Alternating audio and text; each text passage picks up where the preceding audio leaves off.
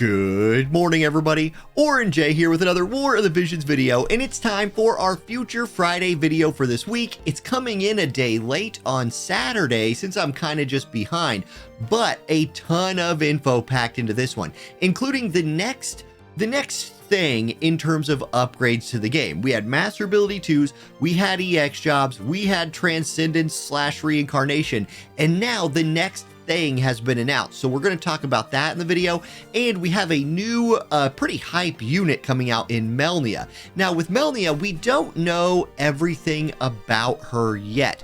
Like WoTV Calc hasn't put all of her stats online, but we do have some pictures. We know a little bit about her from the developer's live stream, so I will talk about that. She's meant to be a single target ranged damage dealer from Earth. They emphasized in the live stream, I watched Odaiba's translation of it, they emphasized in the live stream that she was going to be different from Rugia, that she was going to focus mainly on single target, although she would have some like curving bullets. You guys remember that like really bad movie? I think this movie was really bad. I didn't watch it all the way through, but like people could shoot their guns and like swing them back and forth like that, and it would like curve bullets. The way Odaiba like translated it and talked about it, it sounded like Melnia was going to have like curving bullet shots or something like that. What I think they mean is she's not going to be insanely restricted by having people or obstacles in front of her. Still, I guarantee you this will be a unit that does a lot of damage, will be a good carry for Earth. They recommended pairing her with tanks, or King Bradley I think was a recommendation, so she'll be a big deal. And most importantly, she's somebody who's been in this game for years now and has never come out. She's finally getting a unit. We will talk more about her next week. I really want the focus of this week's episode to be about the new system of upgrading. Now, they didn't give it a name, but they did say it was going to be focused on limit breaks. And before we go look at anything more, let me kind of show you how they kind of described it on the live stream. So I'm going to go to Joom right here. Now, Joom is not going to be one of the first 4 people to get this. They said it was going to come out in waves, much like Master Ability 2's EX jobs, Transcendence upgrades, much like all of that did and will continue to do. But you're going to play a quest. After character gets this buff, you'll play a quest. And then somewhere on their ability board, maybe it'll be like up here with the EX job abilities, maybe it'll be off to the side, you're going to unlock more nodes on the board that will specifically upgrade the limit break for the character. So my first thing that comes to mind is this feels more Master Ability 2 to me than it does EX jobs or Transcendences. It sounds like they are again giving focus to old characters in the game, which is a really big deal and really important. And I'm very, like, I hope they continue for the entire life of this game to revisit old favorite characters and just keep upgrading them. That is the amount of value that adds to building a roster and being able to use those units again and again and again for years. I think that's one of the best decisions the developers for this game have ever made. So that they're implementing yet another system to upgrade our old units is a huge deal. I also like about this one that it's not going to be as heavy hitting, at least it doesn't seem like it's going to be as heavy hitting as something like EX jobs or Transcendence.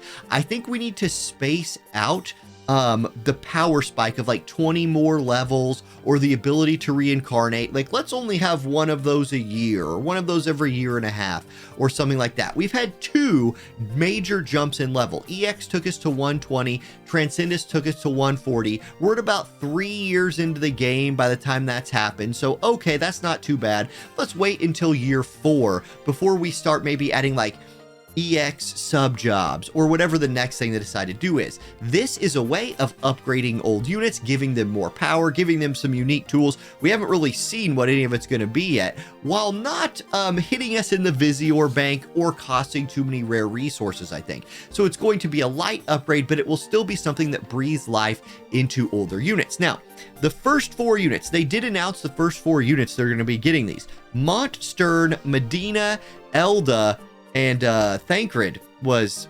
inadvertently talked about.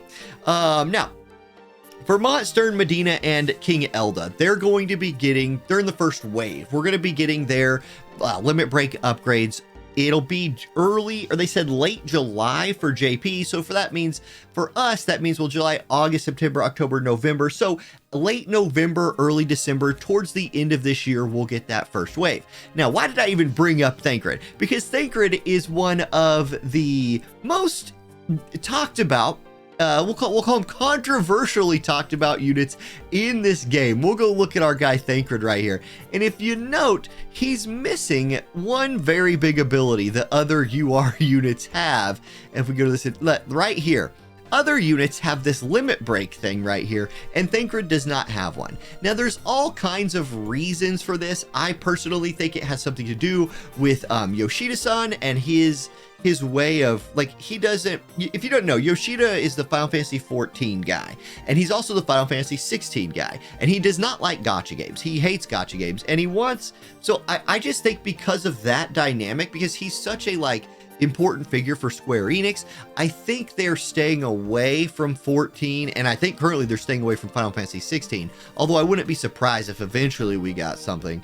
But anyway, they did say in the live stream, back on topic, they did say in the live stream that units without limit breaks will not be getting one added for this upgrade. Now, I took that as specifically talking about our guy Thancred right here, and I think they did mean him as well, but after they started talking more, what they really were talking about there was MR units. So somebody like Fina is not going to be getting a limit break added to her kit.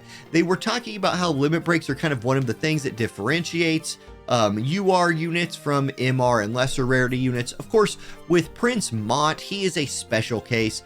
Him being the main character in the game, they gave him a limit break to kind of differentiate him from the other MR units, and his limit break is in that first wave of limit break upgrades that we're getting, which I think is really cool. So obviously, I'm going to be following this very, very closely, and as soon as we start seeing what this is like, we can start I'll have a little bit more opinion on what it's going to mean for the meta. And most importantly, I'm just happy once again that old units, like there's people right now, I think, okay, let's talk about Medina for just 1 second before this video ends. This is a unit, Medina, where is she? Mine's level 120. Medina is a unit that was the thing to re-roll for on day one of this game. At launch, every content creator, and I wasn't one yet, was talking about how, like, okay, it's Medina. She can farm for you so good because she has this diamond, she has this big AoE limit break. There was none of that. Like, those big AoEs, I think she might have been one of the only people to have one when the game came out. Y'shtola had one, but I don't know that there was many more. And so her ability to instant cast a big AoE limit break allowed her to farm stages early in the game. So she was everybody's reroll target. She was nuking people in PvP. She quickly fell off the top of the PvP tier list. She was fine as a farming unit, and she was fine for a long time. But her Transcendence, her 140, has made her very good again. And despite the fact that I have 92 Bravery, because apparently mine died a couple of times, or for some reason I'm 92 Bravery, Medina is good again. She's not top tier, but she's incredibly usable if you want to. So she's somebody they've successfully breathed life back into, and she was the OG of OG units in this game. The fact that she's in this first wave of limit break upgrades, maybe it'll give her something good. We haven't seen how powerful any of this is going to be yet, but I'm hoping that she gets the hook up here, as well as Stern, Mont, and Belt. I still don't like King Elda. Anyway, that's all for today, guys. That's what's coming down the pipe for about 4 months for JP.